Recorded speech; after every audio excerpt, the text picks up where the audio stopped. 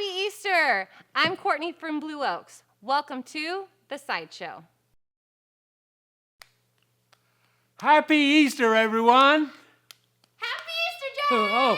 Oh.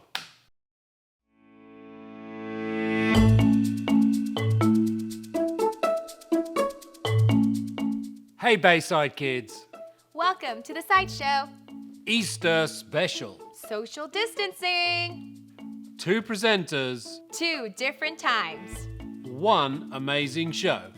So today's show is going to be a little bit different.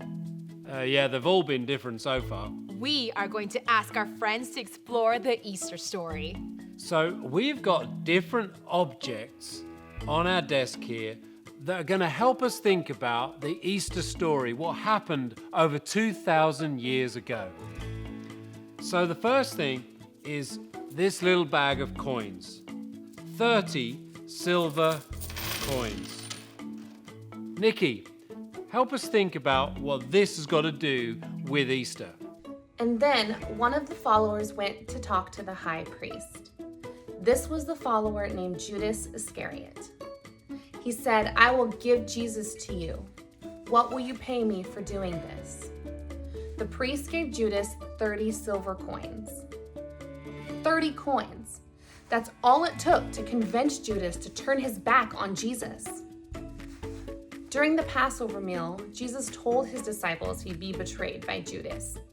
And later that night, the betrayal took place. Jesus knew. He knew he would be betrayed. He prayed to his Father in heaven for another way, but Jesus knew. He knew he'd be betrayed. And when he arose from his prayers, there stood Judas before him. Judas had brought soldiers back and showed them who they were to arrest by kissing Jesus on the cheek. Jesus answered, "Friend, do the thing you came to do." Jesus was arrested. His terrified disciples scattered. And there, with 30 pieces of silver still in hand, Judas took his own life. The price of betrayal, 30 coins. Judas had betrayed Jesus, but surely none of his other followers would. Our next object is number 3. Jason, what does number 3 have to do with Easter? Jesus answered, "I tell you the truth. Tonight you will say you don't even know me. You will deny me 3 times before the rooster crows. Not once, not twice, 3 times." Simon Peter thought to himself, "Surely I will never give up on Jesus." But that night, Jesus' predictions came true. Jesus was arrested, the disciples were scattered, and someone in the crowd recognized Peter hiding. Peter didn't want to be arrested either, so he did exactly what Jesus had said he would do. He denied him. Not once, but 3 times. And then the rooster crowed. Peter was alone. Jesus was alone. Was this going to be the last night that Peter ever saw his friend alive? Would Jesus even forgive him for what he had done? He denied him 3 times. Sheesh, Peter really did mess up there. So now Jesus had been arrested, he'd been beaten, he'd been tried, and now was sentenced to death. And these nails, these 4 nails, well, hey Nick, help us understand what the nails have got to do with the Easter story. Jesus cried out in a loud voice, "Father, I give you my life." After Jesus said this, he died.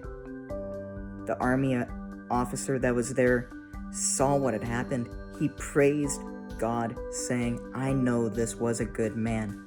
Jesus had 4 nails, 2 in his hands, 2 in his feet. He was nailed onto that cross. The soldier was very good at what he did. He had crucified many people, many criminals before that day, but that day was different. The criminals he crucified before that day, they deserved to be there. They had done terrible things. That's what crucifixion was meant for the worst people who did the worst crimes. But when the storm clouds were coming in that day that Jesus was crucified and the veil was torn in 2 at the temple, The soldier looked into Jesus' eyes and only saw love. At that point, when Jesus took his final breath, the soldier knew that Jesus was the Son of Man and Savior of the world. That day, Jesus died for the soldier. He died for me. He died for you. He died for the entire world to know him and to have a second chance. It's all true. Jesus did die on the cross for us for all the bad things we say, we think, and we do. And then a big stone was placed over his tomb. Christy? Early on the first day of the week, Mary Magdalene went to the tomb. It was still dark. Mary saw that the large stone had been moved away from the tomb. John 21. It was a large stone. Who could possibly have moved it?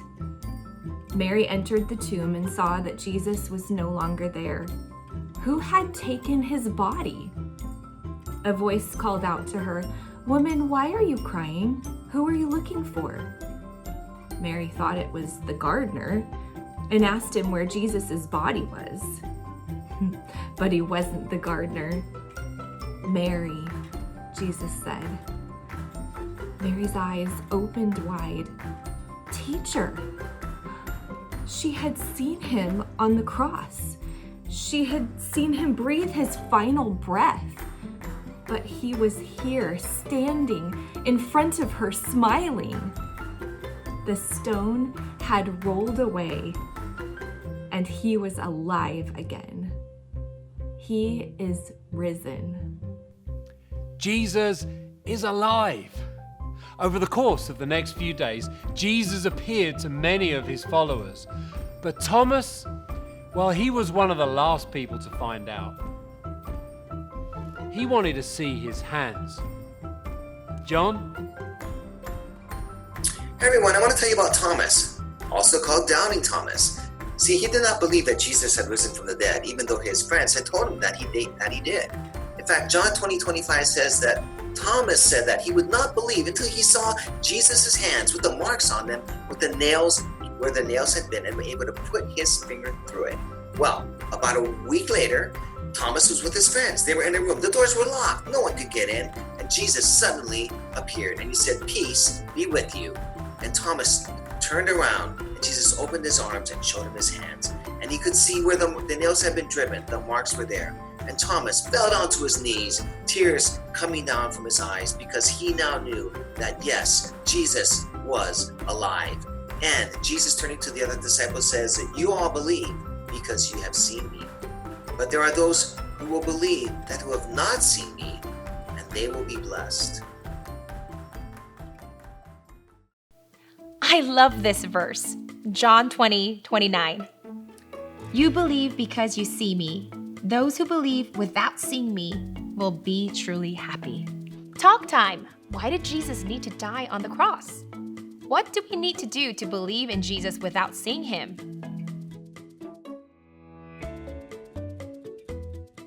So what has this got to do with us? What do we need to do to become a follower and a friend of Jesus? Think of it as ABC. The first thing is admit. Admit that we are sinners. The Bible tells us that all have sinned and fall short of the glory of God. And admit that we need Jesus to forgive us through his death on the cross. B is believe. Believe. The Bible tells us if we believe that Jesus died on the cross for us, that God raised him from the dead, and we confess with our mouths that he is Lord, then we will be saved. So believe that Jesus died for you. And C, confess. Confess that you need him. That verse in our story from Thomas said that we are blessed if we believe in Jesus even though we can't see him. Confess that we need Jesus and we believe in him and we invite him into our hearts. So maybe you've never done that. When I was 8 years old, I chose to follow Jesus by saying a simple prayer that summed up the ABCs. So we're going to give you a prayer right now for you to pray with your parents or on your own. So press pause as this prayer comes up. And if you want to follow Jesus for the first time, you say that prayer right now.